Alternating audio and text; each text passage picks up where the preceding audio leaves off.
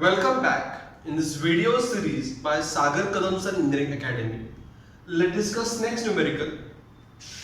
This is one of the important numerical. What is given? E.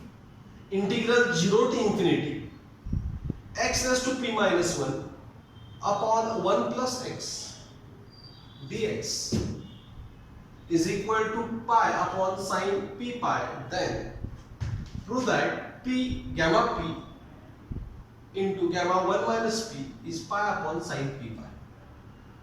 Okay, so here we have given integral I is 0 to infinity x raised to p minus 1 1 plus x dx is there. Now here we know that we want here 1 plus tan square. 1 plus tan square we want. Therefore, yes, instead of x we have to put x as tan square theta. So 1 plus tan square theta is sec square theta.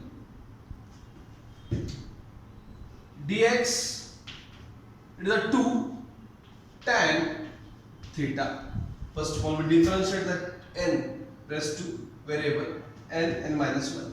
2 minus 1 is 1. Again differentiate that variable, tan is sec square theta d theta. Limit how changes? X theta, x how much? 0 to infinity. As 0, tan inverse of 0, 0, tan inverse of infinity is pi by 2. Is it clear? And therefore, as here we have I, it is a 0 to pi by 2. X, how much x? It is a tan square theta raised to p minus 1 divided by 1 plus x, x is tan square theta, right? X is tan square theta, and dx is 2 tan theta sec square theta d theta, right everyone?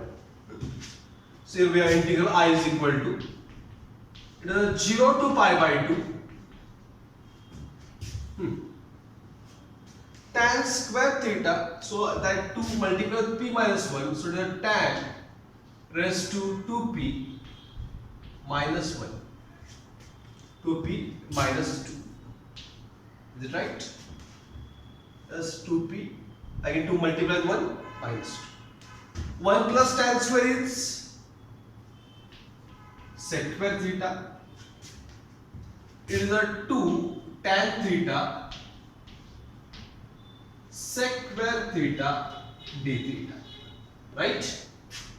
Now this sec square theta and this sec square theta get cancelled. So here we are I is equal to that 2 outside, 0 to pi by 2. So it just remain tan into tan, the tan raised to 1 and tan, that's why I add. So tan raised to 2p minus 2 and that raised to 1 plus 1 get added, d theta, tan theta, it is a d theta, right? So here we are I to 0 to pi by 2, it is a 2p tan theta 2p minus 2 plus 1, it is a minus d theta. So everyone clear up to here, a simplification? Okay, got it? So note down these things with understanding.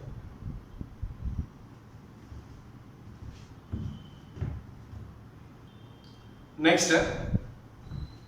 Now given integral I am going to write like this, I, it is a 2 0 to pi by 2 tan has sine by cos raised to 2p minus 1 d theta.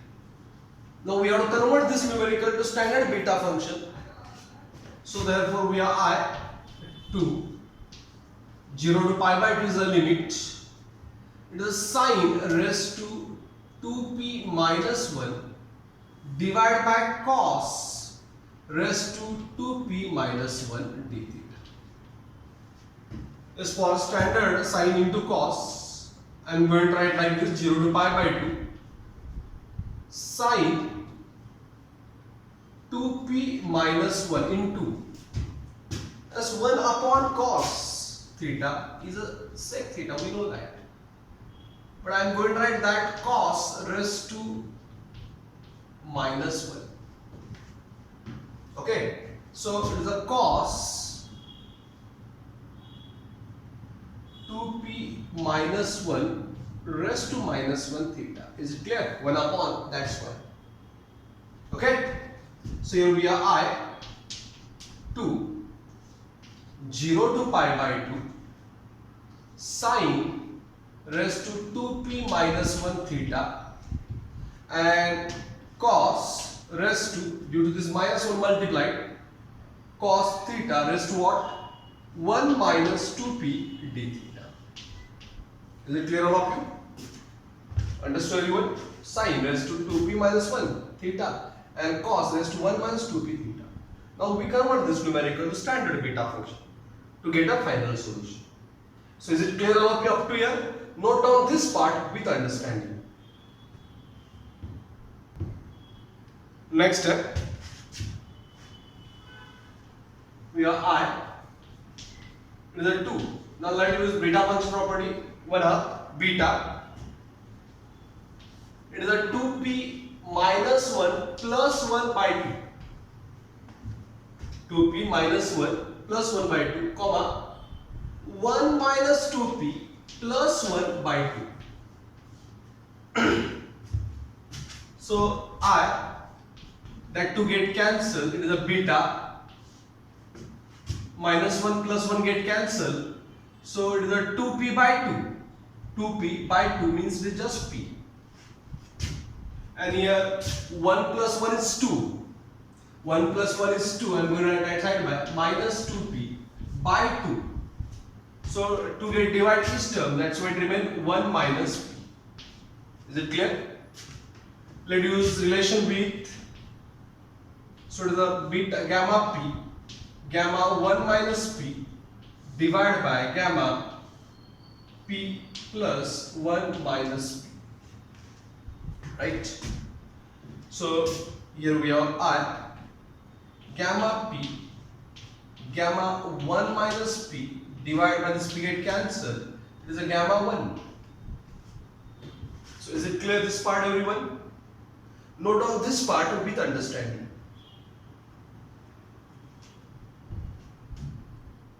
Next step, so here we are Ix gamma p 1 minus p. Okay, because gamma 1 is 1. But to prove what they have given, we have I, nothing but integral 0 to infinity x raised to p minus 1 upon 1 plus x dx. Is it right? Is pi upon sine p pi. Is right? So how much I? Pi upon sine p pi. So I am going to put I as pi upon sine p pi is equal to gamma p into gamma 1 minus p.